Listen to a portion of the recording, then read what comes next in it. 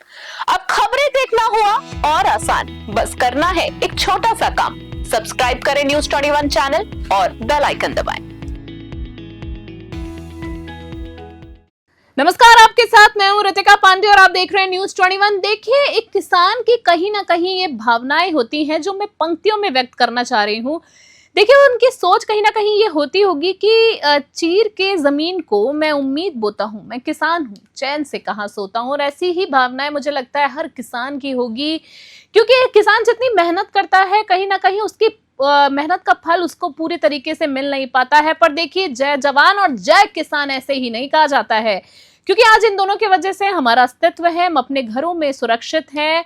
और आज का किसान मांग कर रहा है कि मिनिमम सपोर्ट प्राइस और उसके द्वारा उगाई गई सभी फसलों पर क्या उचित है, क्या उचित मूल्य है, ये मांग सब भी आप लोग भी समझे और जाने कि क्या होगा भविष्य में, इसके आने वाले परिणाम होने वाले। तो आज के खास क्रम में महत्वपूर्ण बिंदु को लेकर News21 के एडिशनल डायरेक्टर संजीव पाराशर के विचार जाने। नमस्कार दोस्तों, मैं संजीव पाराशर आपका बहुत बहुत स्वागत करता हूं। दोस्तों, आज जिस विषय पे मैं आप लोगों से बात करने जा रहा हूं, आप उस विषय को पिछले लगातार 3-4 सालों से ऑब्जर्व कर रहे होंगे, आपके कानों में लगातार पड़ रहा होगा। रोज आप कभी ना कभी उस विषय की वजह से तकलीफ भी पा रहे होंगे।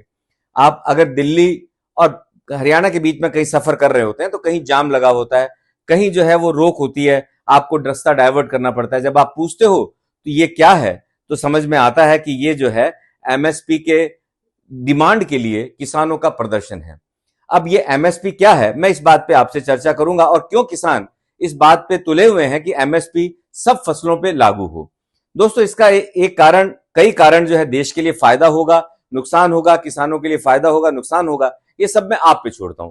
लेकिन मैं बात जरूर करूंगा क्योंकि एमएसपी की वजह से देश जो है आज की डेट में एक कानों में पड़ते पड़ते कई भ्रांतियां लेकर के आम आदमी जो है वो चल रहा है। आम आदमी के दिमाग में ये आता है कि किसान जो हमारे खाद्यान्न उगाते हैं, वो लोग कितनी मुश्किलों से इस खाद्यान्न को पैदा करते हैं और उनको उनका उचित नहीं मिलता। तो ये क्या भ्रांति है, इसमें क्या सच्चाई है, मैं सब आप लोगों पर पूरी डिस्क्रिप्शन के बाद में आप पे छोड़ता हूं कि आप डिसाइड करें।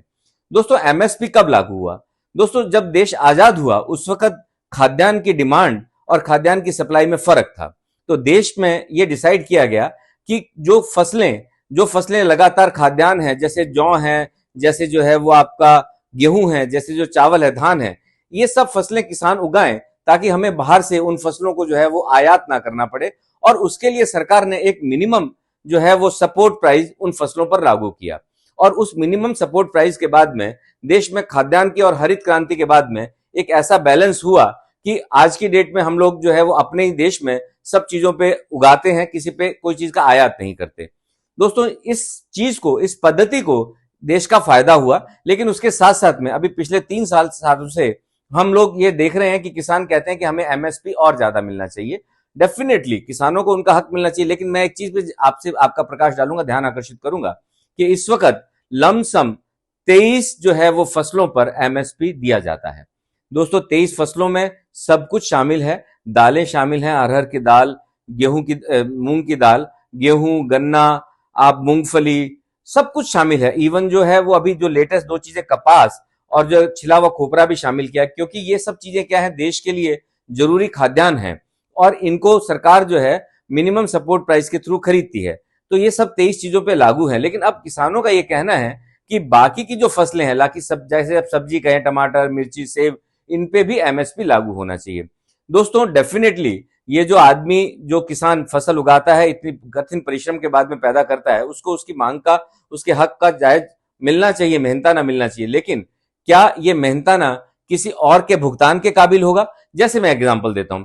दोस्तों, इस वक्त जो देश का टोटल बजट है वो 47 लाख करोड़ का है, जिसमें से 36 लाख करोड़ जो है वो प्रतिबद्ध व्यय है और 11 लाख जो है पूंजीगत व्यय है। और अगर ये कह करके चलें कि इसमें ऑलरेडी जो है वो 17 लाख करोड़ का जो है वो माइनस है। अब 17 लाख करोड़ का तो ऑलरेडी माइनस है, अगर एमएसपी सभी फसलों पर लागू हो जाती है तो 6 लाख करोड़ का अतिरिक्त भार जो है केंद्र सरकार को वहन करना पड़ेगा। अब दोस्तों, 6 लाख करोड़ का जो वहन होगा, वो जो भी सरकार, जो भी गरीबों के लिए योजनाएं चलाती है, कहीं ना कहीं उन योजनाओं को कट करना पड़ेगा और जो खाद्यान्न के भंडार हैं उनको जो है वो ऑक्यूपाइड हो जाएंगे, क्योंकि सरकार को इस प्रतिस्पर्धा के बाद में अनाज को खरीदना पड़ेगा और वो इतना भंडारण हो जाएगा जो कि जो है वो सरकार निर्यात भी नहीं कर पाएगी, क्योंकि निर्यात करने वाले देशों में उस जो फसल है या जो उस चीज की डिमांड है वो एमएसपी हिंदुस्तान में ज्यादा है, वहां पर उन फसलों की कॉस्ट कम होगी। तो दोस्तों इसका एक बहुत बड़ा इंपैक्ट जो है वो बहुत बड़े लेवल पे जाने वाला है। दूसरा दोस्तों मैं ये कहूंगा कि आज की डेट में अगर खाद्यान्न की बात करें, किसी भी चीज की बात करें, तो दो तरह की जो है हिंदुस्तान में फसलें होती हैं ट्रेडिशनल रूप से, अगर आप कहें, खरीफ की फसल और रबी की फसल। दोस्तों अब ये खरीफ और रबी मैंने दो शब्द बोले, आप भी बहुत लगातार सुनते होंगे, लेकिन कभी आपको क्लैरिटी नहीं होगी इन दो फसलों का मतलब क्या होता है, ये दो फसलें कौन कौन सी होती हैं। दोस्तों अगर फसल जो है जून और जुलाई में जो है वो बोई जाए, जैसे अगर मैं कहूं कि जून और जुलाई में मूंगफली, गन्ना, ज्वार, जौ, मक्का, है ना, और चावल की फसल, ये सब फसलें गर्मी मांगती हैं और ह्यूमिडिटी के थ्रू पैदा होती हैं, तो ये जो फसलें खरीफ की फसलें कहलाती हैं। इसके बाद अगर इसमें सोयाबीन भी आ गया, अगर अपन कहें रबी की फसल, इस रबी की फसल में जो है खासकर चना, है ना, इस रबी की फसल में गेहूं और सोयाबीन के अलावा जो है वो जो तिलहन वगैरह भी पैदा होता है। तो ये सब चीजें जो है मैं आपको इसलिए बता रहा हूं कि 14 खरीफ की फसलों पर और 6 रबी की फसलों पर एमएसपी लागू है। तो अगर मोटा मोटा देखा जाए कि ये मेन खाद्यान्न है जिनका स्टोरेज लंबे टाइम तक होता है और सरकार इनको परचेज करती है एक मिनिमम एमएसपी पे, और ये लंबे टाइम के भंडारण में कभी भी क्राइसिस के वक्त में काम आ सकते हैं।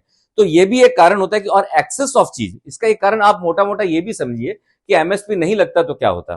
दोस्तों कभी भी कोई फसल बहुत एक्सेस में हो जाए, जब वो फसल एक्सेस में हो जाएगी दोस्तों, तो उसकी जो खरीद मूल्य है बिल्कुल नीचे आ जाएगा। किसान को जो लागत मूल्य है उससे भी उसको जो है उसका वैल्यू मार्केट में कम मिलेगा। तो इस पोजीशन में अगर एमएसपी लगा हुआ है तो डेफिनेटली वो किसान जो है वो अपने जो उसका लागत मूल्य है उसको निकाल लेगा, और गवर्नमेंट उस लागत मूल्य के ऊपर, जैसे अगर आप कहें कि किसी पे 75% है, किसी पे 70% प्रॉफिटेबिलिटी है जो सरकार एमएसपी डिसाइड करती है, वो लागत मूल्यों के ऊपर डिसाइड करती है, तो किसान को नुकसान नहीं होगा। तो ये जो परिपाटी चली आ रही थी 23 चीजों पे जो लागू है, ये एक ऐसा चीज है कि जिसमें बेसिक चीजें सारी कवर हो जाती हैं। और देश जो है, अगर मैं ये एमएसपी की बात करें, देश ने ये देखा है कि इस एमएसपी के चक्कर में बहुत से किसान आंदोलन हुए, और किसान ये चाहते हैं कि सारी फसलों पर मिले। क्या ये उचित होगा?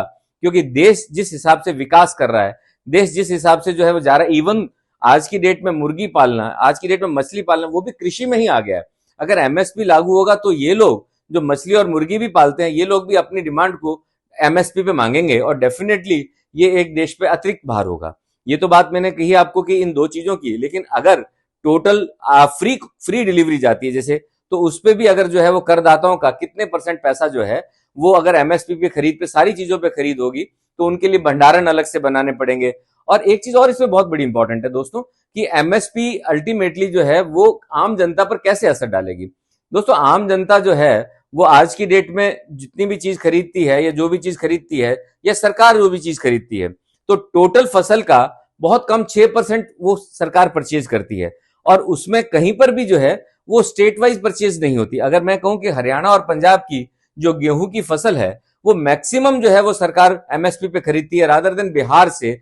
अगर एमएसपी सब जगह पे लागू होगी तो डेफिनेटली वो कोटा सिस्टम शुरू हो जाएगा, और यहां पर जो है वो जैसे पंजाब और हरियाणा के किसान इस वक्त मैक्सिमम एमएसपी पे बेचते हैं, उनको भी नुकसान होगा, क्योंकि ये सब चीजें एक जनरलाइज हो जाएंगी, कहीं फायदा और कहीं नुकसान होगा। तो ultimately at the end of the day जो किसान आज की डेट में अगर आप देखेंगे तो नॉर्थ के किसान बहुत ज्यादा एक्टिव हैं एमएसपी के लिए रादर देन नॉर्थ, और उधर कुछ और प्रॉब्लम्स हो सकती हैं। अब बात करते हैं अपन स्वामीनाथन आयोग की। दोस्तों सन 2004 से 2006 के बीच में कृषि को साफ सुथरा करने के लिए, कृषि को और बढ़ावा देने के लिए एक डॉक्टर स्वामीनाथन की अध्यक्षता में जो है वो एक कमेटी गठित की गई, और उन्होंने अपनी कमेटी के थ्रू कई प्रपोजल्स जो है वो गवर्नमेंट को दिए। अगर उन प्रपोजल्स की बात करें तो मेन उनके जो पॉइंट्स कवर किए, उन्होंने कहा कृषि की गुणवत्ता इस तरह से होनी चाहिए कि उसमें जो है प्रोडक्टिविटी मैक्सिमम हो। उन्होंने कहा कि जैसे पहाड़ी स्थानों पर जैसे फसल नहीं पैदा होती, तो उसको इस तरह से डेवलप किया जाए कि वहां की फसल को भी यूज किया जा सके। उन्होंने कहा किसानों के ऋण 4% से ज्यादा ना हो। दोस्तों यहां पर तो मैं ये कहूंगा कि किसानों को ऋण की बात तो स्वामीनाथन आयोग की, क्योंकि वो लोग किसान भी ये चाहते हैं कि स्वामीनाथन आयोग की जो रिपोर्ट्स उनके फेवर में हो, एमएसपी के साथ साथ जुड़ जाए। लेकिन किसानों के लिए बहुत सी योजनाएं सरकार ने अभी ऑलरेडी इतना अच्छा दे रखा है। और एक बात और कहूंगा कि जो टैक्स है, जो फसल से टैक्स आता है वो इनकम टैक्स फ्री है। दोस्तों आप सब लोग जानते होंगे आज की डेट में जब किसी के पास 2 पैसे आते हैं वो सबसे पहले जमीन खरीदता है, क्योंकि जमीन के अंदर जो फसल निकलती है वो फसल उसकी टैक्स फ्री होती है। तो ये भी एक टैक्स बचाने का तरीका हो गया। और बड़े जितने बड़े लोग हैं सबके पास में एग्रीकल्चर लैंड है, वो उनका एक सोर्स है जो कि बिना इनकम टैक्स कटे हुए आता है।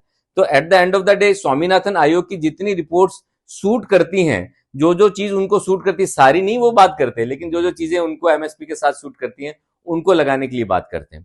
तो दोस्तों ये एक ऐसा टॉपिक है जिस टॉपिक पे पिछले 3.5 साल से हर जगह पे हम लोग ये सुनते आ रहे हैं कि किसानों के साथ अन्याय हो रहा है, हम लोग ये सुनते आ रहे हैं कि साथ स्वामीनाथन आयोग की जो है वो बातें रखी नहीं जा रही। लेकिन आप ये मान करके चलिए कि आज की डेट में अगर कोई भी आदमी ये कहता है कि एमएसपी जो है सरकार हर फसल पे दे, तो इसके बाद में बहुत से ऐसे सेक्टर्स हैं जो ये कहेंगे कि हम भी कंप्यूटर इंजीनियर हैं साहब, हमें भी एक टोटल जो है बेसिक हमारा भी जो है वो मिनिमम सपोर्ट, मिनिमम हमारी वेजेस होनी चाहिए।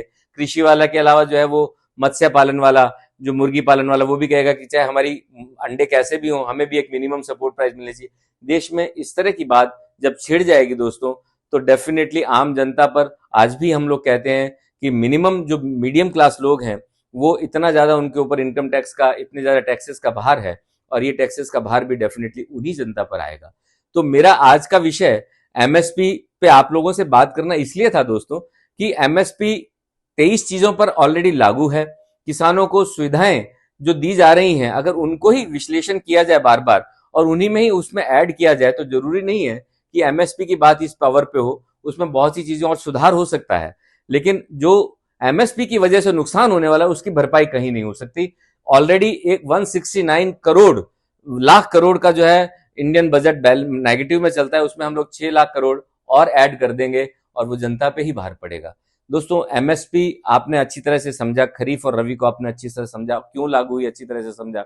मैं आशा करता हूं कि ये प्रोग्राम मेरा डेफिनेटली जो लोग सिर्फ इनको शब्दों को जानते थे उनको क्लैरिटी देगा, और आप डेफिनेटली मेरे इस प्रोग्राम को पसंद करेंगे।